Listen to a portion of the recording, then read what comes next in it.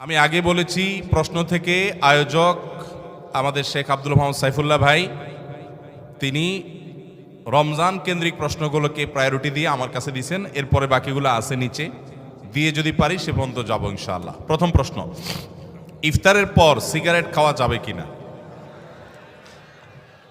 বিসমিল্লাহ। এই প্রশ্ন ভাই এটা যে শুরুতে তো খেয়াল করলাম না, ইফতারের পর সিগারেট খাওয়া যাবে কিনা, এটা কোনো কথা হলো ভাই?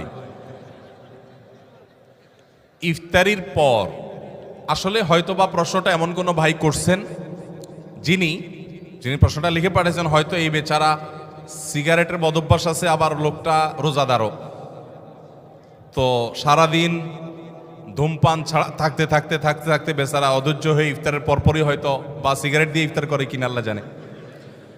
ইফতারের পর ধূমপান করা গুনাহ, কারণ যেটা মানুষের স্বাস্থ্যের জন্য ক্ষতিকর এবং নিশ্চিত ক্ষতিকর, যেটা মানুষের জন্য বিষের মতো ক্ষতিকর, ধ্বংসের দিকে মানুষকে নিয়ে যায়, এবং যেটার ক্ষতি ছাড়া কোনো উপকারিতা আপাত দৃষ্টিতে নাই, সেই জিনিসটা মানুষের জন্য হালাল হয় না, সেটা মানুষের জন্য খাওয়া জায়েজ হয় না।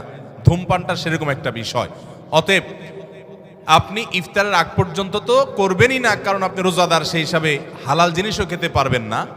কিন্তু ইফতারির পর যদি কেউ ঘুষ খায়, ইফতারের পর যদি কেউ কুকুরের গোশত শুকুরের গোশত খায়, সেটা যেরকম ইফতারের পরে খাইছে দেখে হালাল হবে না, ধূমপানটাও ইফতারের পরে করছে দেখে হালাল হবে না। কথাকে বুঝাতে পারছি? আমাদের সমাজে কোন কোন ঘুষখোর আছে, আমি শুনেছি, দেখি নেই, যে তারা নাকি বিভিন্ন অফিসে ঘুষ খাওয়ার সময় যখন যারা ঘুষ দিবে ক্লায়েন্ট তারা আসে, তখন নাকি ড্রয়ারটা খুলে বলে, এখানে রেখে দেন ভাই, আমি রোজা আছি তো ইফতারের পরে নেব। এরকম শুনছি আমি, আল্লাহ জানে এরকম আসলে আদতে আছে কিনা, বাস্তবে আছে কিনা। তো এই বেচারা সে রোজা রেখে ঘুষের টাকা ধরবে না, রোজা ভেঙে ইফতার করার পর তারপরে ধরবে। তার মানে সে মনে করে রোজা রাখা অবস্থায় করলে রোজার অসম্মান হবে, তো রোজা রাখার পরে ইফতার করার পরে যে করবেন তাতে আল্লাহর নির্দেশ লঙ্ঘন হবে না? রোজার মানেই তো বিরত থাকা, সিয়াম মানে বিরত থাকা, তার মানে হারাম থেকে বেঁচে থাকার ট্রেনিং আমি নিচ্ছি এখান থেকে, সেটা আমার আমল করতে হবে সারা জীবন ভর। অতএব যারা রোজা রেখে ধূমপান করছেন না, তারা ইফতারের পরেও ধূমপান করবেন না। আল্লাহ আমাদের ভাইদেরকে বেঁচে থাকার তৌফিক দান করুন। যদি কোনো কারণে শয়তানের প্ররোচনার পরিচিতি আপনি করেই ফেলেন, তো আপনি